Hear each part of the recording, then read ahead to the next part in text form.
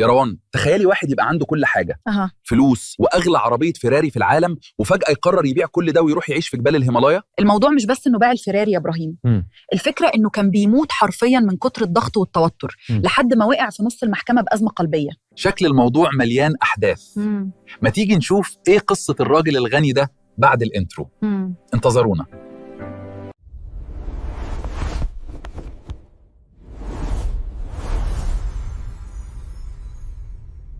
أهلا بكم في تحليلنا الجديد. النهاردة إحنا قدام رحلة حرفياً بتاخد العقل، رحلة بتجمع بين التطور الشخصي والقيادة الفعالة. تخيلوا معايا كده إننا نتنقل من لحظة انهيار تام واحتراق وظيفي على الأرض في قاعة محكمة لأعلى درجات الحكمة والقيادة. يعني باختصار رحلة من قمة التوتر والقلق لسلام نفسي ونجاح حقيقي. جاهزين؟ يلا بينا نبدأ. خريطة تحليلنا النهاردة هتعدي على 5 محطات سريعة. أولاً جرس إنذار لمحامي. ثانياً الفضائل السبعة الخالدة. ثالثاً إزاي نسيطر على العالم الداخلي. رابعاً إيقاظ حكمة القيادة. وأخيراً الهدف الأسمى. خلونا نبدأ بالمحطة الأولى، جرس إنذار لمحامي، أو بمعنى أصح السقوط من القمة. طيب خلينا ندخل في الموضوع على طول ونشوف التناقض الصارخ ده. بطل القصة بتاعتنا جوليان مانتل من بره كان عنده كل حاجة حرفياً، كل علامات النجاح اللي أي حد يحلم بيها، ثروة خيالية، عربية فيراري حمرة تخطف العين، شهرة واسعة وانتصارات ما بتنتهيش في المحاكم. لكن الحقيقة المرة بقى من جوه كان عايش في إرهاق شديد جدا خلاه يبان كأنه راجل في 70 وهو يدوب لسه مكمل 50. الضغط النفسي ده فضل يتراكم لحد ما جسمه رفع الراية البيضاء، والنهاية أزمة قلبية حادة وقعته على الأرض في نص قاعة المحكمة. لحظة القاع دي، الأزمة دي، كانت هي نقطة التحول الحقيقية في حياته. جوليان أدرك فجأة إن المشكلة أكبر بكتير من مجرد روشتة الدكتور وشوية أدوية. لأ، دي كانت محتاجة ولادة جديدة بالكامل.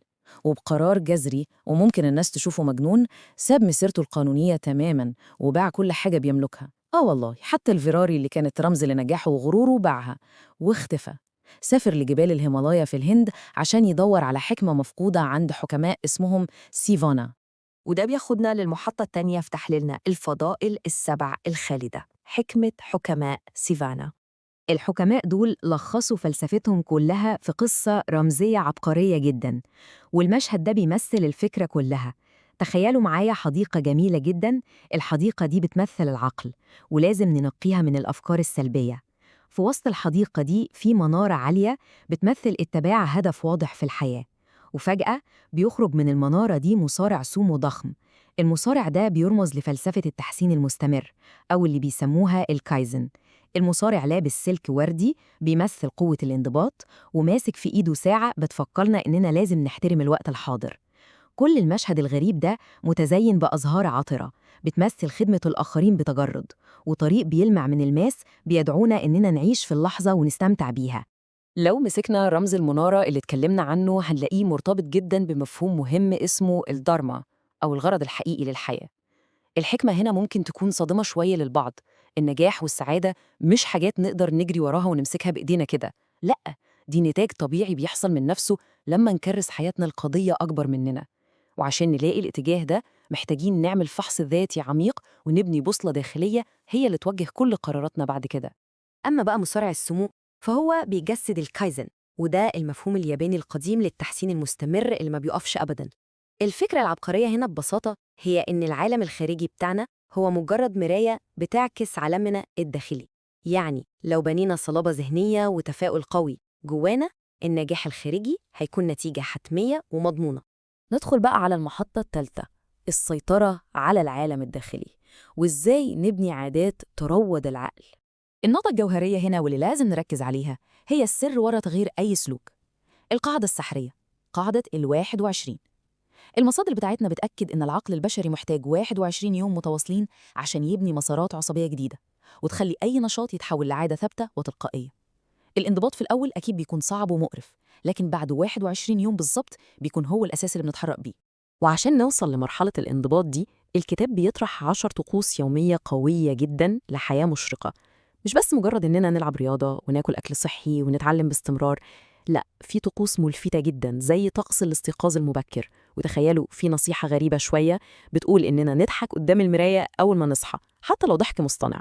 الفكرة هنا إننا بنخدع العقل عشان يفرز هرمونات السعادة ونبدأ اليوم بطاقة إيجابية تكسر أي توتر ممكن يواجهنا.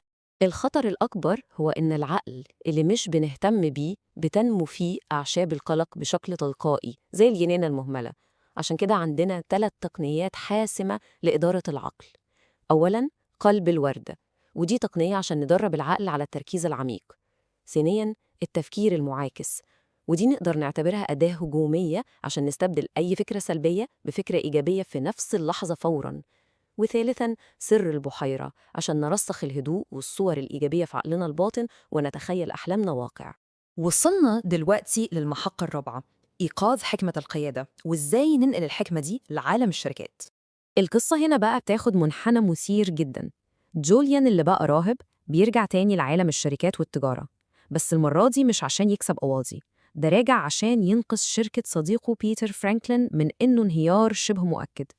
السر اللي جوليان بيقدمه ببساطة هو إن الانضباط الشخصي اللي اتعلمه هناك في الجبال هو نفس حجر الأساس عشان نبني ثقة تنظيمية وننقذ أي بيزنس في العالم الحديث بتاعنا.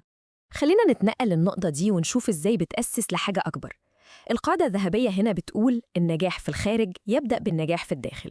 مستحيل، فعلاً مستحيل نكون قادة ناجحين ومؤثرين في أي منظومة وبنقود فريق كامل وسط أزمات من غير ما نكون قادة لنفسنا الأول وناجحين ومنضبطين من جوانا. دي نقطة الانطلاق. المقولة دي كمان بتلخص كتير: القيادة مهارة وصنعة وليست موهبة فطرية. الجملة دي بتنسف تماماً فكرة إن القائد ده بيتولد بالفطرة ومفيش زيه. ده معناه إن أي شخص فينا يقدر يتعلم أسرار القيادة الفعالة لو قدر بس يطبق الحكمة القديمة دي على التحديات التنظيمية اليومية اللي بنواجهها في الشغل. حكمة القيادة هنا بتتجمع في 8 طقوس أساسية للقادة أصحاب الرؤية. القادة الحقيقيين ما بيكونوش مجرد مدراء بيأمروا وينهوا، دول أقرب للمدربين الرياضيين، يعني بيربطوا شغل الموظف بهدف أسمى بكتير من مجرد إنه يقبض المرتب آخر الشهر. بيحتفلوا دايماً بالنجاحات وبيدوا الفريق بتاعهم المساحة والدعم الحقيقي عشان يبدعوا ويبتكروا من غير خوف. والفرق هنا جوهري جدا بين الإدارة والقيادة.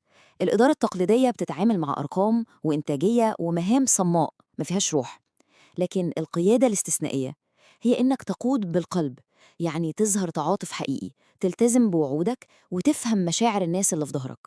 هو ده بالظبط اللي بيبني التزام حقيقي ومناعة قوية جدا لأي شركة ضد أي أزمة ممكن تضربها. ونوصل للمحطة الأخيرة في تحليلنا، الهدف الأسمى. إيه اللي هتسيبه وراك؟ لو تفتكروا معايا رمز الساعة اللي شفناه في الحديقة، فهو بيفكرنا بقاعدة مشهورة جداً، قاعدة 80-20.